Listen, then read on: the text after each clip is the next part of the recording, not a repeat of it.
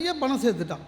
திடீர்னு கனவுல மகாலட்சுமி வந்து, சாரி இனிமேல் நான் உன் கூட இருக்க மாட்டேன், உன் ஜாதகப்படி நான் வெளில போயிடணும், உனக்கு பிரச்சனை பண பிரச்சனை வரும் அப்படின்னோடனே, உனக்கு வேறு ஏதாவது இருந்தால் கேளு.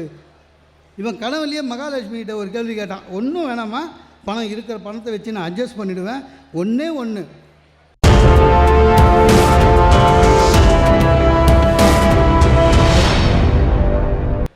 அது படிச்சிருக்கும் நம்பகம் வருது, ஊட்டின்னு கேட்குறான். அது பரவாயில்லைங்க. சென்னையில் வியாசர்பாடியில் நம்ம அரசாங்கம் அந்த தண்ணி இருந்ததுனால குடும்பத்துக்கு 6000 ரூபா கொடுத்தாங்க. ஒரு வீட்டு அம்மா போய் 6000 வாங்கி வந்துக்குது. அவங்க ஹஸ்பண்ட் அதில் ஷேர் கேட்டிருக்கான், கத்தியத்து குட்டிச்சு. இதெல்லாம் நியூஸ் பேப்பரில் வந்தது. இத்தனைக்கும் அந்த ஆள் அசிஸ்டன்ட் இன்ஜினியர் யாராக இருந்தாண்ணா அதெல்லாம் ஞாபகம் வருது. அதனால் என்ன பண்ணோம், உணர்ச்சி பூர்வமாக இல்லை அறிவு பூர்வமாக இதெல்லாம் ஞாபகம் வச்சுன்னு நம்ம மூக்கிய ஞாபகம் வச்சுன்னு கண்டிப்பாக கூட்டி போகிறோமா சொல்லணும். இந்த அம்மா கூடவும் மனைவி கூடவும் வாழற ஹஸ்பண்டுங்களை வீட்டில் சண்டை அவங்க 2 பேரால் தான் வரும் இல்லை. எல்லா ஒய்ஃபும் சண்டையில் அந்த கேள்வி கேட்கணும், சார் எந்த குடும்பமாக இருந்தாலும் சரி, உங்களுக்கு நான் முக்கியமா உங்கள் அம்மா முக்கியமா கேட்கும். உடனே நம்ம என்ன நினைப்போம், அம்மான்னு நினைப்போம். உணர்ச்சி அறிவு, நீ அம்மான்னு சொல்லிட்டா உனக்கும் சோறு கிடைக்காது, அம்மாக்கும் சோறு கிடைக்காது. அதனால் உஷாராக இருக்கணும். என்ன சொல்லணும், உங்களுக்கு நான் முக்கியமா உங்கள் அம்மா முக்கியமா, விடுமா கொஞ்ச நாள் அட்ஜஸ்ட் பண்ணு அப்படின்னு சொல்லணும். அந்த கொஞ்ச நாள் யாருக்குன்னு சொல்லக்கூடாது. அங்கே தான் ட்விஸ்ட்டு இருக்குது சார். எப்போவுமே சார் உணர்ச்சி வசப்பட்டால் ஃபெயிலியர் சார். வீட்டில் ஒய்ஃபுக்கு ஷாக் அடிக்குது சார். நம்ம ஒய்ஃபு சுவிட்ச் போர்டில் கை வைக்கிறா, ஷாக் அடிக்குது. உடனே போய் தொடுவீங்களா? உங்களுக்கு ஷாக் அடிக்கும். உணர்ச்சி வசப்படக்கூடாது. ஒரு விறகு கட்டை எடுத்து, அதான் ட்ரீட்மெண்ட்டு, விறகு கட்டை எடுத்து பட்டுன்னு போடணும். அப்போ தான் ஷாக்லேருந்து வெளில வரும். அடித்தா மாதிரியும் ஆச்சு, காப்பாற்றின மாதிரியும் ஆச்சு. அறிவை யூஸ் பண்ண வேணாம். அறிவை எதுக்கு இருக்குது, அறிவை யூஸ் பண்ண வேணும். எதுவாக இருந்தாலும் சரி சார், குடும்பத்தில் ஒன்றும் பண்ண முடியாதுங்க. வாழ்க்கை அந்த மாதிரி தான், குடும்பம் அந்த மாதிரி தான். 40 ஆம்பளைங்க ஒரே அறையில் 10 வருஷம் ஒத்துமையாக இருக்கான். ஆனால் 2 லேடிஸ் அவ்வளோ பெரிய வீடு கொண்டு பண்ண முடியல. ஆனால் அந்த கல்யாணம் முதல் வாரம் இருக்குது தெரியுங்களா, அதை நினச்சி பார்ப்பேன். அவ்வளோ ஒத்துமையாக இருக்கும். அத்தை இனிமேல் நான் உங்களை அம்மான்னு கூப்பிடவா? அம்மா நீ என் பெரிய பொண்ணுமா, எல்லாம் ஒரே வாரம் தான். அப்புறம் அத்தையாவது சொத்தையாவது. எங்கள் அம்மா சார் கல்யாணம் ஆகி 6 மாதத்தில் என்கிட்ட சொல்கிறாங்க, ஏண்டா நீ கூட மாறிட்ட, அவள் எது சொன்னாலும் பூமி மாதிரி தலையாட்டுறா. இல்லைம்மா மனைவி சொல்லே மந்திரம்னு படிச்சிருக்கேன்னு, அது உங்கள் அப்பாவுக்கு சொன்னது உனக்கு இல்லைன்னாங்க. ஒன்றும் பண்ண முடியாது சார். உண்மையிலே சார் படிக்கிற பசங்களுக்கு வருஷத்தில் ஒரு நாள் எக்ஸாம் சார், இல்லை ஒரே நாள் கடைசியில் எக்ஸாம். சிஓக்கு தெரியும், அவங்களுக்கு சிலபஸ் இருக்குது இல்லை. சிலபஸை விட்டுட்டு கேள்வி வந்தால் அந்த கேள்வியை மட்டும் எழுதினாலே மதிப்பெண் உண்டுன்னு கேள்விப்பட்டிருக்கேன் நான். அவ்வளோ பாதுகாப்பு. ஆனால் வாழ்க்கையில் ஆம்பளைங்களுக்கு டெய்லி எக்ஸாம், சிலபஸ் கிடையாது, சாய்ஸும் கிடையாது, செத்தம் சார். 7 மணிக்கு ஆஃபீஸுக்கு கிளம்புறோம். ஒய்ஃப் வந்து கேட்குது, எவ்வளோ நாளாக உங்கள் அம்மாவும் உங்கள் அப்பாவும் நம்ம வீட்டிலே இருப்பாங்க, உங்கள் தங்கச்சி வீட்டுக்கு கொஞ்சம் அனுப்புங்கன்னு. அவள் என்ன கேட்க வந்தா, எவ்வளோ நாளாக உங்கள் அப்பா அம்மா இருப்பாங்கன்னு கேட்க வந்தா. நான் பெரிய சண்டை ஆகிட போதுன்னு உங்கள் தங்கச்சி வீடுன்னு சொல்லிட்டான். சாயங்காலம் வந்தால் அம்மா வந்து ஹாலு யஸ்வரலட்சுமி மாதிரி இடுப்பில் கை வச்சுன்னு உன் பொண்டாட்டியை கொஞ்சம் அடக்கி வைன்னு. முடியுமா? நான் எங்கள் அப்பாவாலே முடியலன்னா ஈஸ்டரில் உட்காந்துக்கிறாரு அவர் பையன். ஆமாங்க, அவங்களாம் லேடிஸ் சில வாட்டி ரொம்ப ஃப்ராங்காக பேசுவாங்க சார். இந்த ஒளிவு மறைவே கிடையாது. இப்போ சொல்கிறேங்க, உங்கள் சின்ன தங்கச்சி எனக்கு பிடிக்கவே இல்லைங்க, மூஞ்சி எதிர்க்க சொல்கிறா. சார் நம்ம என்றைக்காவது ஒய்ஃபுக்கிட்ட சொல்லியிருக்குமா உன் சின்ன தங்கச்சியை பிடிக்கல? நியாயம் வேணும், ஒரு நியாயம் வேணும்ல. அவங்க அப்படி தான் இருப்பாங்க, ஒன்றும் பண்ண முடியாது. எது உண்மையிலேயே நல்ல குடும்பம் தெரியுமா சார்? ஒரு அம்மா காஃபி அந்த பேப்பர் படிச்சுன்னு இருக்கான், காஃபி எடுத்துன்னு வந்து வைக்கிது. வச்சுட்டு அது சமையல் ரூம் போகுது. இவன் பேப்பர் படிக்கிறதுல இன்ட்ரெஸ்டாக இருந்தான். அவன் பொண்ணு ஒரு 10 வயசு கிடுகிடுன்னு வந்து அந்த சென்டர் டேபிள் எட்டு வச்சு காஃபி கொட்டிடுச்சு. இது சீனு. காஃபி கொட்டின உடனே அந்த பொண்ணு பயந்துடுச்சு. டாடி சாரி டாடி சாரி டாடின்னு. அப்பா பேப்பரை முடிச்சுட்டுமா காஃபி போட்டோம்மா, அடிபட்டுதா பாரு முட்டியில், சென்டர் டேபிள் இடிச்சின்னு முட்டியில் அடிபட்டுதானே. அம்மா வரா, என்னங்க குழந்தை அடிபட்டுச்சு, காஃபி கொட்டிடுச்சு. அம்மா சொல்கிறா, எல்லாம் என் தப்புங்க, நான் காஃபி வச்சுட்டு குடிக்கிற வரையும் இருந்துட்டு போயிருக்கணும். இது குடும்பம். இந்த பொண்ணு இடித்த உடனே எனக்குன்னு வந்து சேச்சியே குரங்கு அப்படின்னு இவன் திட்டினா அது பொண்ணு சொல்லும், உன் பொண்ணு தானே நான் குரங்கு தானும். இவ வருவா, உனக்கு அறிவு இருக்கா, எனக்கு அறிவு. சார் உண்மையிலேயே ஒரு ஒரு முகமது நபிகள் சொல்கிறார் அழகா, கணவனும் மனைவியும் எப்படி இருக்க வேண்டும் தெரியுமா? நண்பர்களாக இருக்க வேண்டும். எப்படி? உன் இடது கையை சுத்தம் செய்வதற்கு வலது கையிலிருந்து தண்ணீர் எடுப்பது போலவும், வலது கையை சுத்தம் செய்வதற்கு இடது கையிலே இருந்து தண்ணீர் போலவும், 2 கையிலும் எடுத்து முகத்தை துடைத்து, அந்த மாதிரி நட்பாக இருக்கணும். உண்மையிலேயே அப்படி தான் இருக்கணும். நம்ம 1000 சொல்கிறோம் சார், அப்ராடில் குடும்ப நிலைகள்லாம் சரியில்லை, இந்தியா தான், அதெல்லாம் ஒன்றும் இல்லைங்க. அங்கே இருக்கிறவங்களும் எந்த குடும்பத்தில் கணவனும் மனைவியும் நண்பர்களாக இருக்கிறார்களோ அந்த குடும்பம் கண்டிப்பாக வெற்றி அடையும். நீ பெருசு நான் பெருசு அதெல்லாம் ஒன்றும் கிடையாது. நான் பார்த்துருக்கேன் சார், அமெரிக்காவுக்கு போய் தங்கியிருக்கேன் நிறைய வாட்டி, அண்ணனுக்கும் தெரியும். அங்கெல்லாம் பாத்திரம் தேய்க்கிறது எல்லாம் ஹஸ்பண்டுக்கு தான். சிரிச்சினே தேய்க்கிறானுங்க சார். இன்னும் தேய்ச்சிக்கினே ஒய்ஃப்கிட்ட சொல்கிறான், எனிமோர் வெசல் டார்லிங் அப்படின்னா அது 2 குண்டா எடுத்து போடுது, அதையும் சேர்த்து தொலைகிறான். ஆனால் ஒன்றுங்க, அவ்வளோ பண்ண பிறகு அந்த பொண்ணு சொல்லுது, thanks darling, I love you.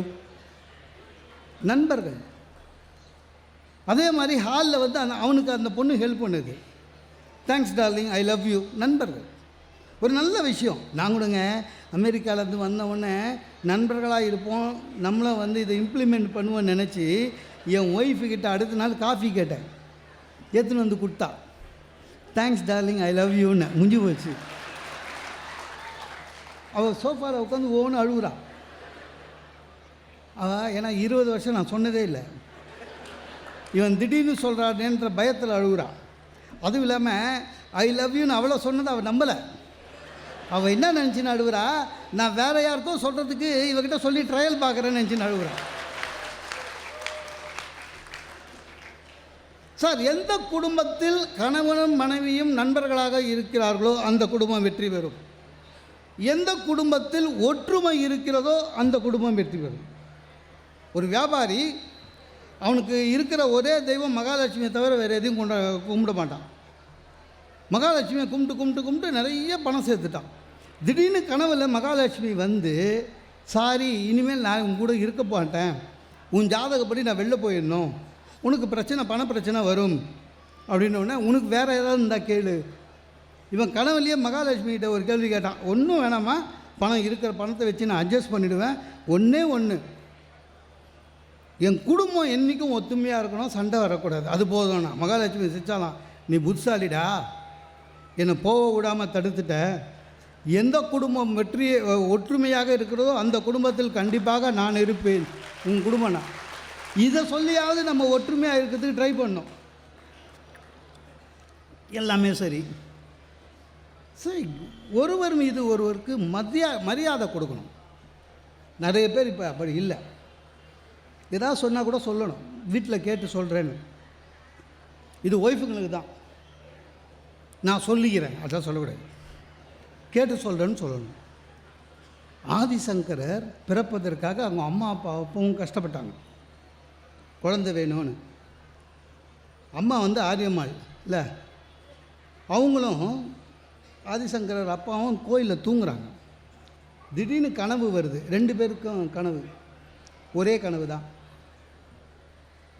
ஆதிசங்கரர் அம்மாவிடம் சிவபெருமான் சொல்கிறாரு, உனக்கு வந்து ஆயுசு அதிகமாக பிள்ளை வேணுமா, ஆயுசு கம்மியாக அறிவுபூர்வமான பிள்ளை வேணுமான்னு. அவங்க அப்பாவுக்கும் அதே தான் சொல்கிறாரு. அடுத்த நாள் காலையில் ஆதிசங்கரோட அப்பா சொல்கிறாரு, நேற்று தெய்வம் என்னை வந்து கேட்டுது. உடனே அவங்க அம்மா சொன்னாங்களா, நீங்கள் என்ன குழந்தைன்னு சொன்னீங்கன்னு. அது எப்படி ஒன்று கேட்காம நான் சொல்லுவேன்? நான் சிவபெருமானுக்கிட்டே சொல்கிறேன், என் ஒய்ஃப்கிட்ட டிஸ்கஸ் பண்ணி ஐ கெட் பேக் டு யூன்னு. உண்மை. கடைசியில் சிவன் கொடுத்த அந்த வரம் தான் நான் ஆதிசங்கரர். எப்பொழுது ஒருவர் மரியாதை சார் ஒன்றே ஒன்று, குடும்பம் குவைட்டாக போகணுமா, நேராக ஒழுங்காக சீராக மகிழ்ச்சியாக, ஒன்றே ஒன்று, ஒருத்தர் சப்ஜெக்டில் இன்னொருத்தர் தலையிடக்கூடாது. ஒருத்தர் சப்ஜெக்டில் இன்னொருத்தர் தலையிடக்கூடாது. உண்மையிலே ஆணும் பெண்ணும் சமம், எல்லாம் உண்டு, சமம்தான். சிலதெல்லாம் பெண்கள் செஞ்சால் அழகு, சிலதெல்லாம் ஆண்கள் செஞ்சால் அழகு இல்லை. இப்போ பரதநாட்டியம் இருக்குது சார், பெண்கள் ஆடுறாங்க, பார்க்கவே அழகாக இருக்கும், லட்சுமிகரமாக இருக்கும். அந்த ட்ரெஸ்ஸு, ஜொல்லு, கையில் மெகந்தி, பெரிய பின்னல், இல்லைனாலும் எக்ஸ்ட்ரா பின்னல், நகைகள், கண்ணு ட்ரிம் பண்ணி இப்படின்னா பார்க்க கலையாக இருக்கும், லக்ஷ்மி கடாட்சமாக. சில ஆண்கள் பரதநாட்டியம் ஆடுவான், பார்த்துக்கிறீங்களா? பரிதாபமாக இருக்கும். ஏண்டாப்பா, ஏன்னா ஷர்ட்டு இல்லை சார், ஷர்ட்டு கைட்டு போட்டு நகை மட்டும் போட்டுப்பாங்க, இங்கே வங்கி இங்கி போட்டு, அவனை மெகந்தி வச்சுக்கின்னு மீசையெல்லாம் எடுத்துட்டு புருவத்தை புயிச்சு அவனும் இப்படின்னு வச்சுக்கிற, பாவமே பயமாக இருக்கும். ஆணும் பெண்ணும் சமம், ஆனால் பரதநாட்டியம் பெண்களுக்கு அழகு, ஆண்களுக்கு பாவம். அதே மாதிரி இப்போ தவில் இருக்குது வச்சுங்க, அது ஆண்களுக்கு தான் கம்பீரம். சத்துக்கிட்டு இல்லாமல் வெறும் வேட்டி கட்டின்னு கையில் மோதிரம் போட்டு டிட்டுட்டேன்னா பார்க்கவே கம்பீரமாக இருக்கும். இப்போலாம் சில பெண்கள் தவில் வாசிக்கிறாங்க, பார்க்கும்போது பயமாக இருக்குது. இந்த அம்மா தவிலியே இந்த கிழிக்குது, அவங்க ஹஸ்பண்டு பாவம்னு. அதுக்கு ஒருத்தன் சொல்கிறான், அவரை மேடையிலே சிங் பொண்ணுங்கிறார் சார்.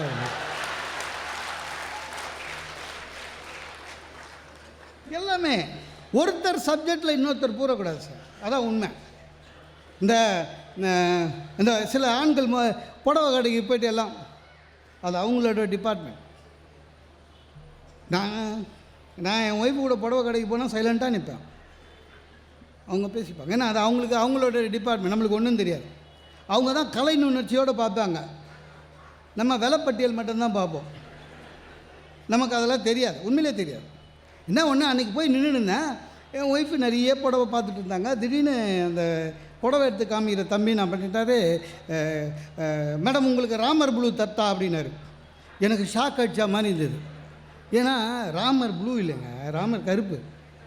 ராமன் கருப்பு, கிருஷ்ணன் கருப்பு, திரௌபதி கருப்பு, உலக அழகிய கிளியோபாட்ரா முதல் கொண்டு கருப்பு தான். ஏன்னா கருப்பு தான் உண்மையிலே அழகு, கருப்பு. இவன் ராமர், நம்ம என்ன பண்ணிட்டாங்க சார், என்டிஆரை கிருஷ்ணனை நடிக்க வச்சு ப்ளூ பெயிண்ட் அடிச்சதுனால ராமர் ப்ளூன்னே ஆகிட்டோம், ராமர் கருப்பு. இவன் என் ஒய்ஃபு கிட்ட சொல்கிறாப்புல, ராமர் ப்ளூ காட்டுமான்னு. எனக்கு நம்ம கொஞ்சம் தமிழ் படித்தோமா, உடனே சும்மா இருக்காதா தம்பி, பிக்கினா வில்லு, அதை போய் ராமர் ப்ளூ சொல்லாத. ஏன் சார், ராமர் ப்ளூ இல்லை, உனக்கு தெரியுமாண்ணா, உங்களுக்கு தெரியுமாண்ணா, நான் படிச்சிருக்கேன். என்ன இப்போ அதுக்கு அப்படின்னா, நான் உடனே ராமாயணத்தில் வையோன் வெளி தன்மை எனக்கு அவன் சொன்னான், நிறுத்து சார், எனக்குன்னா சம்பளம் கம்பரா தராரு, ஓனர் தராரு, அவர் என்ன பேர் சொல்கிறாரோ அதுதான் சொல்லுவேன், அவ்வளோதான். அதனால் அவங்க சப்ஜெக்டில் நம்ம போகக்கூடாது. நமக்கு ஒரு சப்ஜெக்ட் தெரிஞ்சுன்னா அவங்களும் சும்மா இருக்கணும். யார்? மனைவிமார்கள். சார் உரிமை தொகை 1000 ரூபா உண்டுன்னு சொன்னாங்களா? யார் யாருக்கு இல்லைன்னு சொன்னாங்களா? நான் படித்த உடனே தெரிஞ்சு போச்சு நம்மளுக்கு இல்லைன்னு. சொந்த வீடு 2 இருக்குது, கார் இருக்குது, அவங்க சொல்கிற எதுலேயுமே நம்ம வரமாட்டோம். என் ஒய்ஃபு சொல்கிறா வரும், எல்லாருக்கும் வருது. நான் சொன்னேன், நமக்கு தெரிஞ்ச சப்ஜெக்ட் அது. அவங்க தலைப்பு மட்டும் பார்க்குறாங்க, மகளிருக்கு 1000, அதனால் எனக்கு இருக்குதுன்னு நினச்சினுக்குது, உள்ளே போய் படிக்கிறதில்ல. நிறைய பெண்கள் நியூஸ் பேப்பரே படிக்கிறதில்ல. என்னென்னா திருப்பி சொல்கிற, இவன் என்ன சொல்கிறாங்க, பக்கத்து வீட்டு ஆண்டாளக்கா ஹஸ்பண்டு சொன்னார் எனக்கு உண்டுன்னு. அதாவது இந்த ஒய்ஃபுங்கிட்ட என்ன பிரச்சனைனா, நம்ம பேச்சை தவிர இந்தியாவில் யார் பேசுகிறாலும் நம்பவில்லை.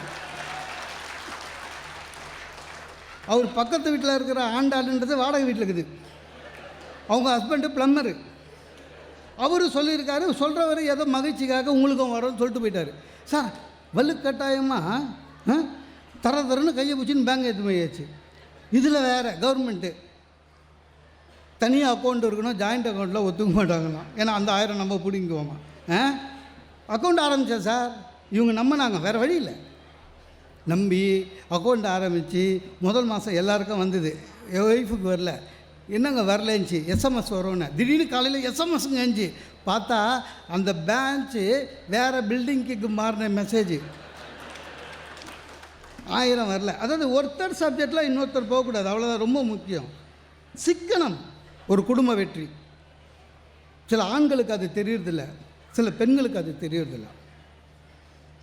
ஆண்கள் இல்லை உண்மையிலேயே ஆண்கள் உண்மையிலேயே சிக்கணும் சார்.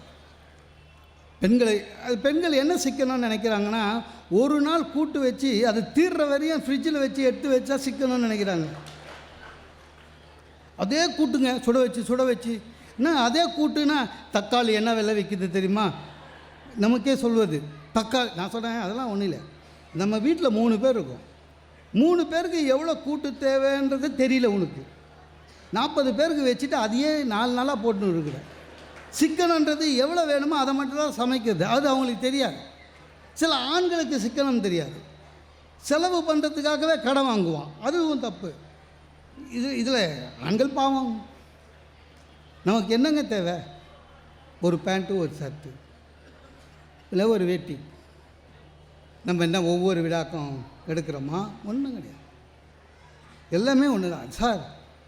பெண்கள் ஒரு மிடில் கிளாஸ் லேடிஸாக இருந்தால் கூட பாருங்கள், பர்ஸே 3 வச்சுருப்பாங்க சார். ஆஃபீஸுக்கு போகிறதுக்கு ஒன்று, ரிசப்ஷன் மாதிரி போகிறதுக்கு ஒன்று, மளிகை கடைக்கு போகிறதுக்கு 3 பர்ஸ் இருக்கும். ஆம்பளைங்களுக்கு அப்படி கிடையாது, ஒரே பர்ஸு தான், கிழிஞ்சிருக்கும். அதில் ஒய்ஃபு ஃபோட்டோ வேறு வச்சுருப்பாங்க. பர்ஸும் தொலையாது. செருப்பு பாருங்கள், லேடிஸ் சாதாரண மிடில் கிளாஸ் லேடிஸாக இருந்தாலும் 3 செருப்பு வச்சுருப்பாங்க. சாதா போட்டுக்கிறதுக்கு, வெளியே போட்டுக்கிறதுக்கு. அது மாதிரி நமக்கு அந்த மாதிரி கிடையாது. நமக்கு ராஷ்டிரபதி பவனாக இருந்தாலும் சரி, லாண்ட்ரி கடையாக இருந்தாலும் சரி, ஒரே செருப்பு தான். ஒன்றும் இல்லை, இவங்க பெண்கள் எல்லாம் 33% கேட்குறாங்க. பரவாயில்ல, கேட்கட்டும். ஆனால் ஒன்று நம்ம வீட்டு பீரோவில் நம்மளுக்கு எத்தனை சதவீதம் சார்? இது ஒன்றும் கிடையாது. மேல் தட்டு ஃபுல்லாக பட்டு புடவை, 2வது தட்டு ஃபுல்லாக வெளியே போயிட்டு வர புடவை, 3வது தட்டில் பையன் ட்ரெஸ்ஸு, 4வது தட்டில் அது கீழே நம்ம வச்சுருக்கிற 2 ப்ளூ ஷர்ட்டு பேண்ட்டு. என் பையன் ஓடி என் சர்ட்டு மேலே காலை வச்சு தான் அவன் சட்டை எடுப்பான். என் சட்டெல்லாம் கிருஷ்ணங்குரல் மாதிரி இருக்கும். ஒன்றும் பண்ண முடியாது. நம்ம பிரச்சனையை ஒன்று குடும்பம் மகிழ்ச்சியாக இருக்கணுமா? இது இந்த 30s 40s இருக்கிற குடும்பக்காரங்களுக்கு சொல்கிறது. குடும்பம் மகிழ்ச்சியாக இருக்கணுமான்னா ஒன்றும் இல்லை. நமக்கு ஏதாவது பிரச்சனை கணவன் மனைவிக்குள்ளே, அதை வெளியில் சொல்ல வேண்டாம். நம்ம பிரச்சனையை நம்மளே பேசி தீர்த்துக்கலாம். பெத்த அம்மா அப்பா கிட்ட கூட சொல்லக்கூடாது நமக்கு என்ன பிரச்சனைன்னு. அப்போ தான் அந்த பிரச்சனை தீரும். இல்லைன்னா ஊரில் இருக்கிற எல்லாருமே ஜட்ஜ் ஆகிடுவோம்.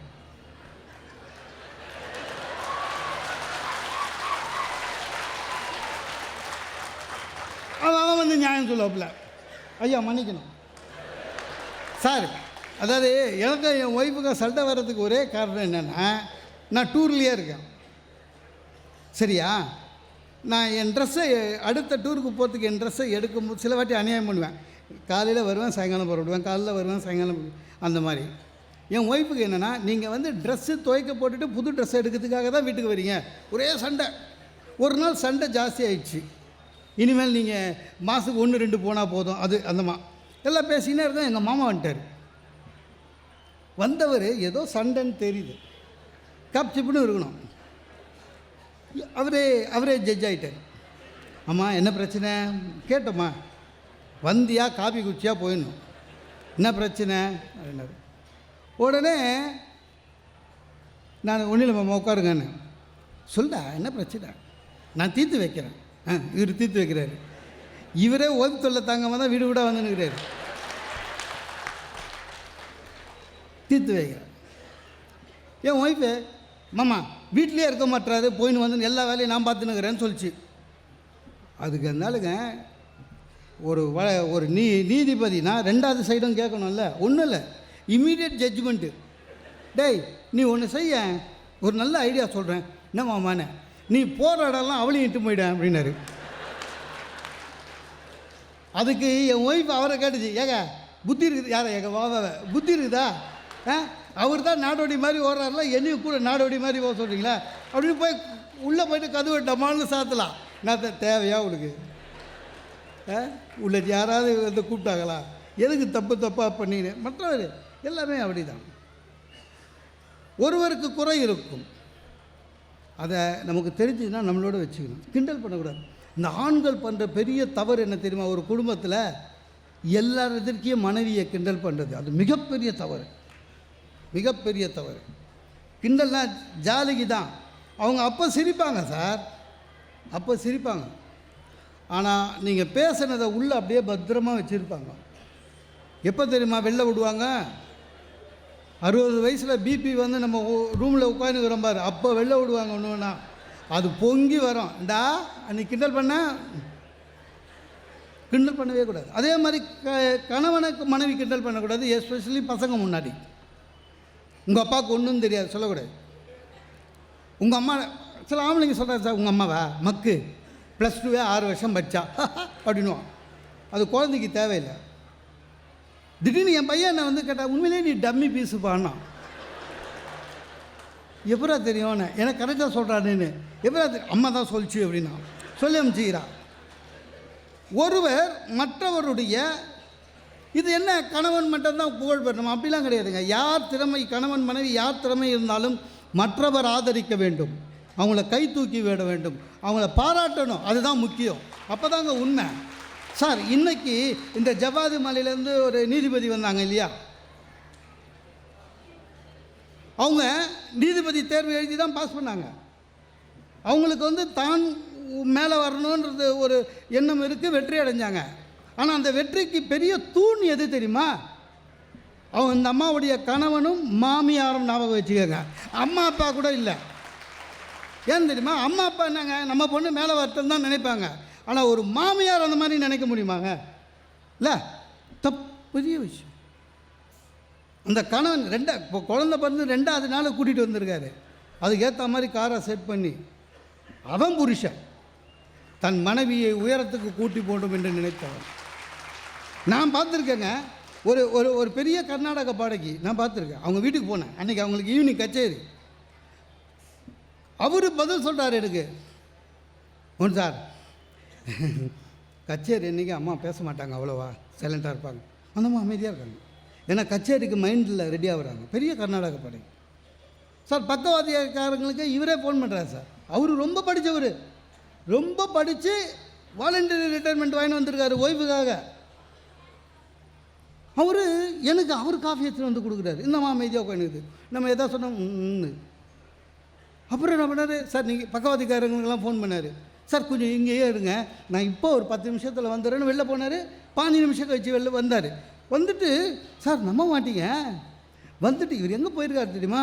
அந்த அம்மா எந்த சபாவில் பாட போதோ அந்த சபாவுக்கு போய் அந்த பேக் ட்ராப்பெல்லாம் ஃபோட்டோ பிடிச்சி எடுத்துகிட்டு வந்து இந்த அம்மாவுக்கு காமிக்கிறாங்க. இதான் பேக் ட்ராப்பு, இதான் கலரு, இதுக்கேற்ற மாதிரி புடவை சூஸ் பண்ணு. அவன் மனுஷன் கணவன் தன் மனைவி உச்சத்துக்கு செல்ல வேண்டும் என்று எந்த கணவன் நினைக்கிறானோ அந்த குடும்பம் உயரும். நிறைய பேருங்க, நான் சொல்கிறேனே, வாழ்க்கையிலே வெற்றி அடைய வேண்டும் என்றால் உங்கள் குடும்பத்தை உங்கள் பிள்ளைகள் சொல்லணும். எங்கள் அம்மா கூட எனக்கு சொல்லியிருக்காங்க, நான் வளரும்போது நீ தாத்தா மாதிரியே இருக்கணும். எங்கள் அப்பா மாதிரியே நான் சொல்ல, நீ தாத்தா மாதிரியே வரணும்னு. நான் சொன்னேன் சத்தியமாக முடியாது, எங்கள் தாத்தா மாதிரியெலாம் வரவே முடியாதுங்க வாழ்க்கையில். அவருக்கு 17 குழந்தை.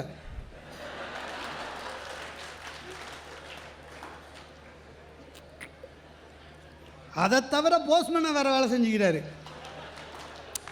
டெலிவரி கரெக்டாக இருக்கு. எங்கள் தாத்தா யார் எது சொன்னாலும் நம்பிடுவாருங்க.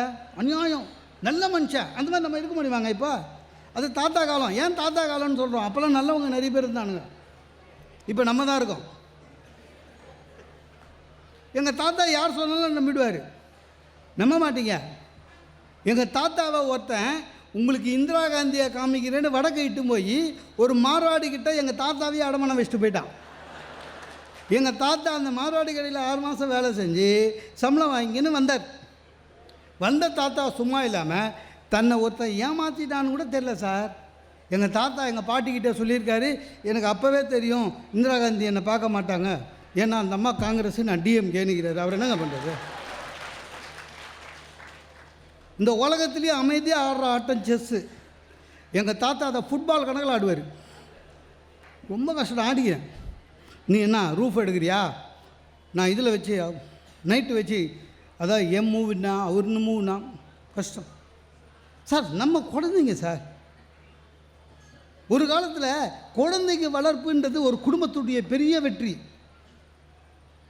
அதில் நிறைய பேர் மிஸ் பண்ணுறோம். ஏன்னா ஒரு காலத்தில் அப்படி இல்லைங்க. ஒவ்வொரு குடும்பத்துலேயும் 10 குழந்தை 12 குழந்தைன்னு. சில அப்பா அவங்கள கேளுங்களேன், அந்த காலத்தில் உனக்கு எவ்வளோ குழந்தை? குழந்தையா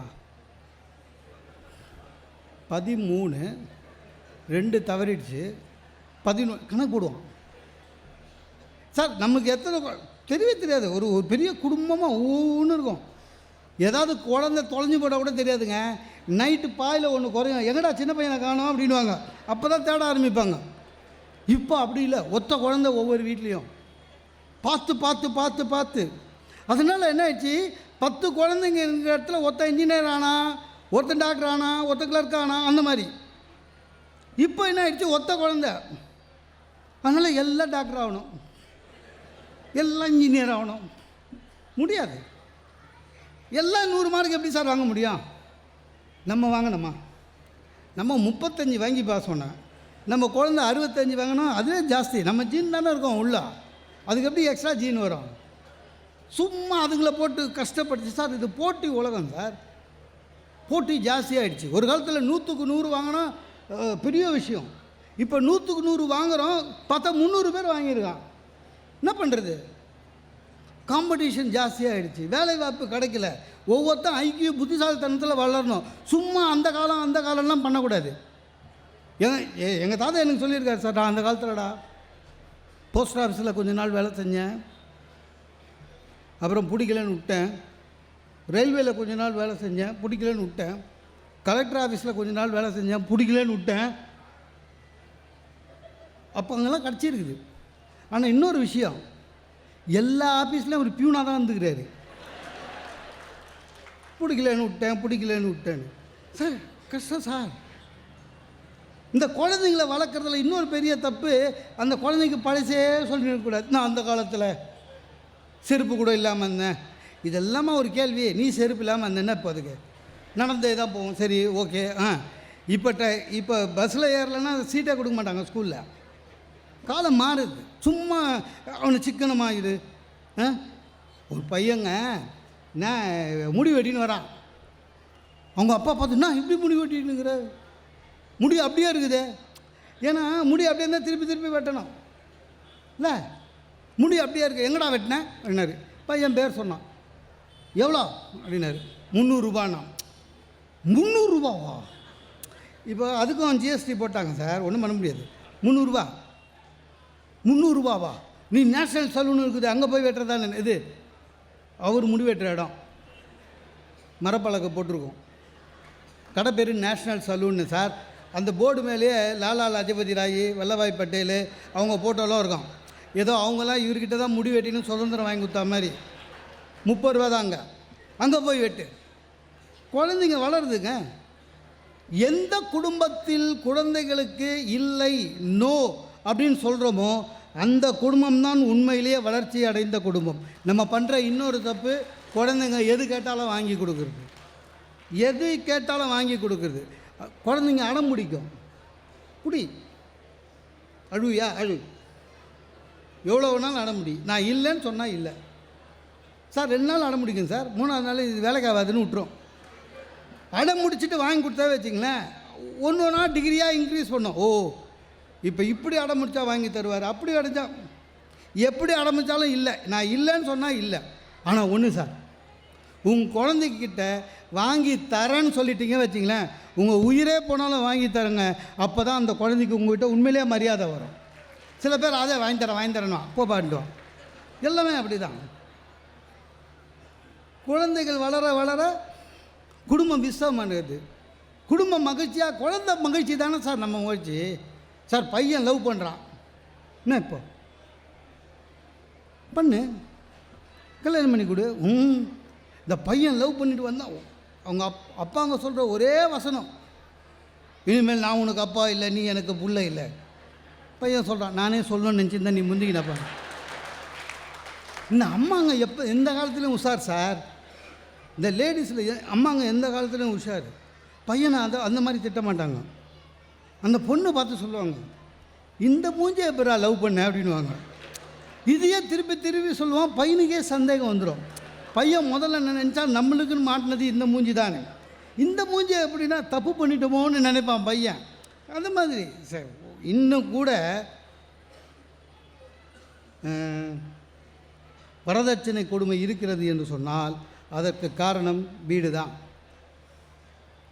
அதுலேயும் பார்த்திங்கன்னா சில குடும்பங்களில் பெண்கள் முன்னிலை வகுப்பாங்க. அதில் பையன்கிட்ட சொல்கிறாங்க அம்மா, டேய் உனக்கு பொண்ணு பார்க்க போகிறோம், சாயங்காலம் சீக்கிரம் வானே. பையன் ரொம்ப மகிழ்ச்சி ஆகிட்டான், நம்மளுக்கு கூட ஒருத்தன் பொண்ணு கொடுக்குறான்னு. நீங்கள் பார்த்துக்கிறீங்களா, பசங்க எந்த பொண்ணை பார்த்தாலும் பிடிக்குதுன்னு சொல்லுவான். ஏன்னா விட்டா போயிட போகுதுன்னு.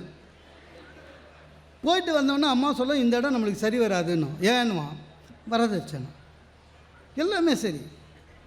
மருமகள் என்பவள், வேதாத்திரி சொல்கிறாரு, மருமகள் என்பவள் மாற்று வழியில் வந்த மகள் என்று நினைக்க வேண்டும். சில மாமியாருக்கு தேவையில்லாத பிரச்சனை பண்ணும் குடும்பத்தில். கத்திரிக்காய் எங்கள் வீட்டில் நீட்டாக வெட்டக்கூடாது, குறுக்காக வெட்டணும். அந்த பாழா போன கத்திரிக்காவை எப்படி வெட்டினா தான் இன்னும் நீ என்ன பண்ண போகிற அதில்? எல்லாமே அப்படி தான். மருமகன் அப்படி கிடையாது சார். மருமகனுக்கு, ஒரு வீட்டில் மருமகனுக்கு இருக்கிற மரியாதை மருமகளுக்கு கிடையாது. அது பெரிய தப்பு. இப்போ மருமகனை இருந்தால் வச்சுங்களேன், அவங்க வீட்டு கல்யாணம், அவங்க சைடு கல்யாணத்துக்கு கூட மாப்பிள்ளை இட்டு போவாங்க. பார்த்துக்கிறீங்களா? என்ன ஒரு சஃபாரி போட்டு தான் ரிசப்ஷன் வாங்கி கொடுத்தோம்னா சஃபாரி, அதை போட்டுன்னு வருவான். முதல் பந்தியில் சாப்பிட்டுட்டு குரூப் போட்டு எடுத்துகிட்டு மாப்பிள்ளை பேர் சொல்லி அவனுக்குன்னு ஒரு எக்ஸ்ட்ரா தாங்க போய் வாங்கி வந்துடுவானுங்க. ஆனால் மருமகளை கூட்டி போக மாட்டாங்க. ஏன்? மருமக அப்படிங்க தான். போகும்போது சிவனடியார் மாதிரி சைலண்ட்டாக போகுங்க. கல்யாணம் போனோடனே தீவிர மாதிரி கும்பலாக கலந்துடும். வீட்டு ரகசியம்லாம் சொல்லிட போகுதுன்னு. மருமகளை மகள் என்று நினைக்கிற குடும்பம் தான் உண்மையிலேயே மகிழ்ச்சியாக வெற்றி அடையும் குடும்பம். சார் மருமகள்ன்றது நம்ம பொண்ணு சார், அதில் என்னங்க ரகசியம்? ஒரே வீட்டுக்குள்ளே இருக்குது. சில பேர் கொஞ்சம் கேவலமாக நடந்துப்பாங்க. ஒரே வீடு, 2 பெட்ரூம் வீடு, மருமகளுக்கு தெரியாத லூசாது. ஒரு வீட்டில்ங்க மாமனார் வேலைக்கு போகல, 2 நாள் ஆச்சு போகல, டெய்லி போகிற மனுஷன் போகல. மருமகளுக்கு கொஞ்சம் டென்ஷனு, ஏன் மாமனார் வீட்டுக்கு ஆஃபீஸுக்கே போகல அப்படின்னு. மாமியார்கிட்ட கேட்குது, அத்தை ஏன் மாமா ஆஃபீஸுக்கே போகல? அதெல்லாம் ஒன்றும் இல்லை, நீ போ வேலையை பாரு கூட்டு வச்சு. சாயங்காலம் அந்த பொண்ணோட ஹஸ்பண்டை தான் அந்த பையன் வந்தான். ஏங்க 2 நாளாக மாமா ஆஃபீஸுக்கே போகல, அம்மா கேட்டால் உன் வேலையை பாருன்றாங்க, என்னங்க காரணம்? நம்ம ஆள் உளறிட்டான். ஒன்றில் எங்கள் அப்பாவுக்கு கை நீளன்னு உனக்கு தெரியும்ல, ஆஃபீஸில் லஞ்சம் வாங்கினாராம், அதனால் சஸ்பெண்ட் பண்ணிக்கிறாங்க, சஸ்பென்ஷனில் இருக்கார், முடிஞ்சு போச்சு. அடுத்த நாள் அந்த மாமியார்காரியை பக்கத்து வீட்டுக்காரி கேட்குறான், என்ன சாந்தா உங்கள் வீட்டுக்காரை சஸ்பெண்ட் பண்ணிட்டாங்களா அப்படின்னு. மாமியாருக்கு பயங்கர ஷாக்கு. எப்படி தெரியும்? கேள்விப்பட்டேன். பாருங்கள், மருமகிட்ட சொல்லியிருந்தால் அது வீடோடு இருந்திருக்கும். சொல்லாததுனால கேள்விப்பட்டேன்னு ஊர் ஃபுல்லாக சொல்ல, இந்த பொண்ணு தான் சொல்லியிருக்கோம். போய் மருமகளை மகளாக நினைக்க வேண்டும், நினச்சாதான் உண்டு. சார் இன்றைக்கும் கூட நம்முடைய பழைய குடும்ப நிலை சிதறி போச்சுங்க. தனி கொடுத்தனம் வந்துடுச்சு எல்லா இடத்துலையும் தனி கொடுத்தனம் வந்துச்சு. யார் காரணம்? அம்மாங்க தான். அதுலேயும் பொண்ணுக்கு அம்மா கல்யாணத்துக்கு முன்னாடியே ரெடி பண்ணுறாங்க சார், போலீஸ் ட்ரைனிங் மாதிரி. நீ கல்யாணம் பண்ணி போனவுடனே மாமனார் எல்லாம் டிஸ்டன்ஸ் கீப்பப் பண்ணி மாப்பிள்ளை மூடு பார்த்து சொல்லி நம்ம வீட்டுக்கிட்டே தனி கொடுத்தனம் வந்துரு. தனி கொடுத்தனம் அதுதான். ஒரு குடும்பத்தில் தாத்தா இருக்க வேண்டும், ஒரு குடும்பத்தில் பாட்டி இருக்க வேண்டும். ஒரு குடும்பத்தில் தாத்தா இருந்தால் அந்த குடும்பத்தில் ஒரு நூலகம் இருக்கிறது என்று பொருள். ஒரு குடும்பத்தில் பாட்டி இருந்தால் அந்த குடும்பத்தில் ஒரு மருத்துவமனை இருக்கிறது என்று பொருள். எல்லாத்தையும் தொலைச்சிட்டு நிற்கக்கூடாது. அப்புறம் குடும்பம்னு ஒன்றும் பண்ண முடியாது. என் ஃப்ரெண்டுங்க கிரகப்பிரவேசத்துக்கு கூப்பிட்டான்.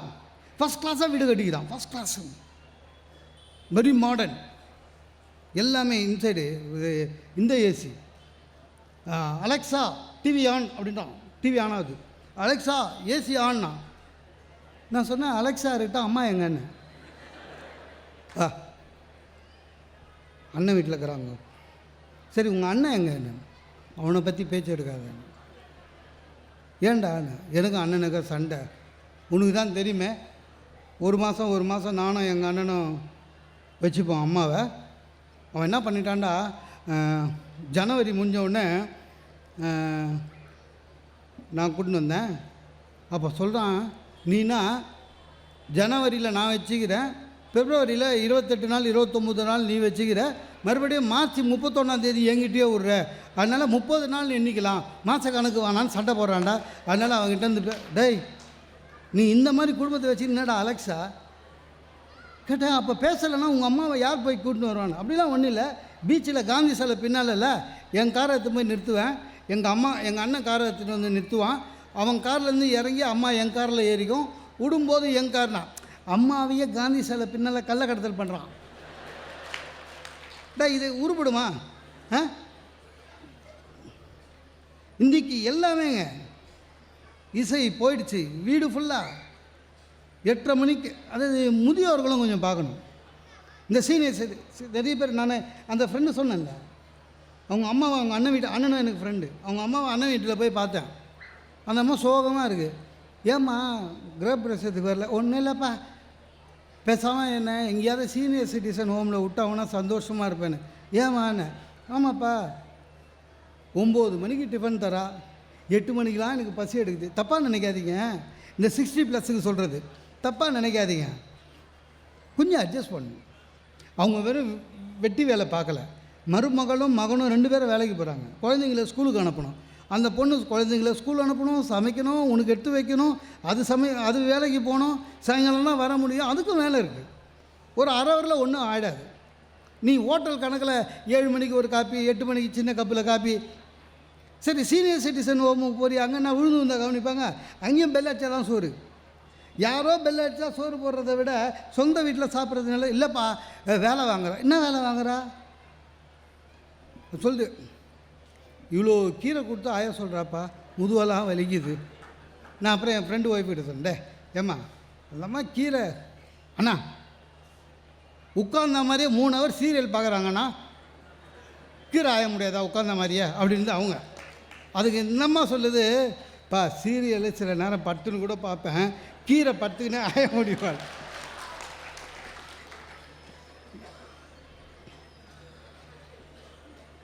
இன்னொன்று, ஒரு குடும்பம், நல்ல குடும்பம், வெற்றி அடைந்த குடும்பத்துக்கு என்ன தெரியுமா, சுற்றம் சூழ இருக்க வேண்டும். நிறைய பேர் அதை விட்டுடுறோம், உறவுகளை விட்டுடுறோம். எங்கள் தம்பிக்கிட்ட பேசி 10 வருஷம் ஆகுது, பங்காளி சண்டை, இதெல்லாம் வேலைக்கு ஆகாது. குற்றம் பார்க்கேன்னு சுற்றம் இல்லை, அது கரெக்டு. ஆனால் என்ன பிரச்சனை, நமக்கு தெரியுது, நம்ம சொந்தக்காரனுக்கு தெரிய மாட்டுது. சில பேர் அதுக்குன்னே சாவடிப்பான். சார், என் வீட்டுக்கு எங்கள் மாமா வந்தான், தூர்த்து மாமா தான். அவருக்கு இந்த ஜோசியத்துலலாம் கொஞ்சம் கெட்டின்னு சொல்லுவார், நமக்கு தெரியாது, நமக்கு அது நம்பிக்கை இல்லை. என் வீட்டுக்கு வந்து உன் ஜாதகப்பட்டிடா அப்படின்னாரு. அப்போ பயந்தேன். ஆமாம், ஒரு மாதத்தில் எவ்வளோ மீட்டிங் இருக்கும், இதுக்கு ஆன்சரு நான் சொல்லணும் நியாயமா. என் ஒய்ஃபு முந்தினா ஒரு 5 நாள் 5 மீட்டிங் இருக்கும் மாமா அப்படின்னா. அப்போ மீதி 5 நாள் என்ன பண்ணுறான் அவர், வெட்டியாக வீட்டில் தாங்கிறாரு, வெட்டியா. அதுக்கு அவர் சொல்கிறார், நான் சொல்கிறேன் உனக்கு உன் ஜாதகப்படி தண்ணியில் ராசி என்ன, ஏதாவது பிஸ்னஸ் பண்ணேன்னாரு. நான் சொன்னேன் பார் வைக்கவான்னு கேட்டேன். உடனே அது எங்கள் ஒய்ஃப் சார், உடனே அது தானா, உடனே தப்பாக பேசுவீங்களா? அவர் ஐடியா சொல்கிறார்ல, ஏன் வீடு விட தண்ணி கேன் போடுறதுன்னா. சார் நினச்சி பாருங்க சார், என்ன வீடு விட தண்ணி கேனு.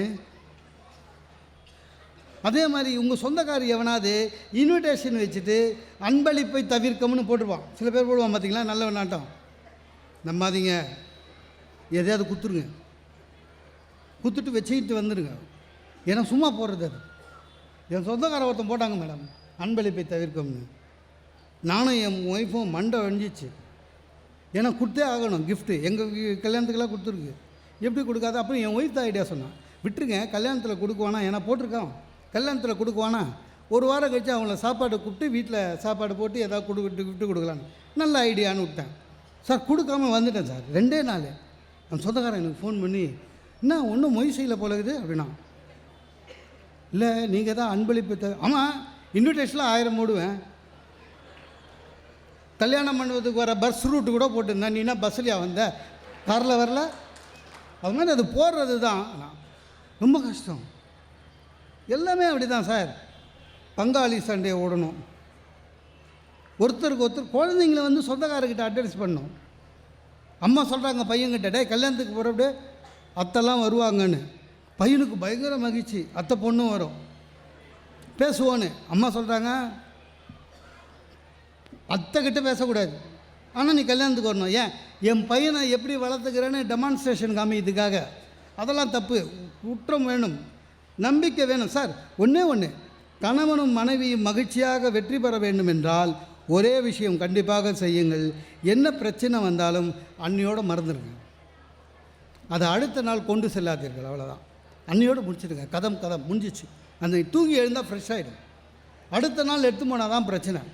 ஆனால் நம்ம ஒன்றும் எல்லா விஷயத்தையும் அப்படியே மறக்கிறதே இல்லையா சார்? எத்தனை விமான விபத்து நடக்குது, 168 பேர் செத்தாங்க, 300 பேர் செத்தாங்கன்னு படித்தவொன்னு பதறோம். அப்புறம் என்ன நினைக்கிறோம், அவனே போடுறான் கருப்பு பெட்டியை தேடுகிறார்கள் அப்படின்னு. உடனே இன்னொரு பத்திரிக்கை, கருப்பு பெட்டி என்பது அவங்க என்ன பேசுகிறாங்கன்னு தெரிஞ்சுக்கலாம். இன்னொன்று, அதில் இருந்த உண்மையை தெரியும். கருப்பு பெட்டி என்பது கருப்பு இல்லை, அதுக்கு பேர் தான் பிளாக் பாக்ஸு, அது ஆரஞ்சு நிறத்தில் இருக்கும் எல்லாம் சொல்கிறான். நம்ம என்றைக்காவது இத்தனை ஆச்சு, இவ்வளோ ஆச்சு, கருப்பு பெட்டியை கண்டுபிடிச்சிங்களே, அதில் என்ன தான் இருந்ததுன்னு கேட்டிருக்கோமா? அவனுங்க சொல்லியிருக்கானுங்களா? சொன்னதில்லை சார். நமக்கு ஒரே கவலை, நயன்தாரா ஏன் குழந்தைங்களுக்கு இன்னும் மொட்டை அடிச்சு காது குத்துலன்னு தான். அதனால் வீட்டு பிரச்சனையையும் அடுத்த நாள் தயவு செஞ்சு எடுத்து போவாதீங்க, விட்டுருங்க. ஒன்று சொல்கிறேன், எல்லாரும் சொல்லுவாங்க தாயிற் சிறந்த ஒரு கோவிலும் இல்லை, தாய் தெய்வமாக இருக்க வேண்டும். தந்தை சொல் மிக்க மந்திரம் இல்லை, தந்தையின் சொல் மந்திரமாக இருக்க வேண்டும். குடிச்சிட்டு வளரக்கூடாது. ஆக தாயும் தந்தையும் நன்றாக இருந்தால் குழந்தைகள் நன்றாக வளரும். ஒன்று ஒரு குடும்பம் மகிழ்ச்சியாக வெற்றி அடைய வேண்டும் என்றால் அந்த குடும்பத்தில் ஒற்றுமை இருக்க வேண்டும், சிக்கனம் இருக்க வேண்டும், பிள்ளைகள் வளர்ப்பு சரியாக இருக்க வேண்டும், ஒருவரை ஒருவர் விட்டு கொடுக்க வேண்டும், உறவுக்கு மரியாதை தர வேண்டும். இவை அனைத்தும் இருக்கிற குடும்பம் வெற்றி அடைந்த குடும்பம் என்று கூறி வாய்ப்புக்கு நன்றி வருகிறேன். நன்றி வணக்கம்.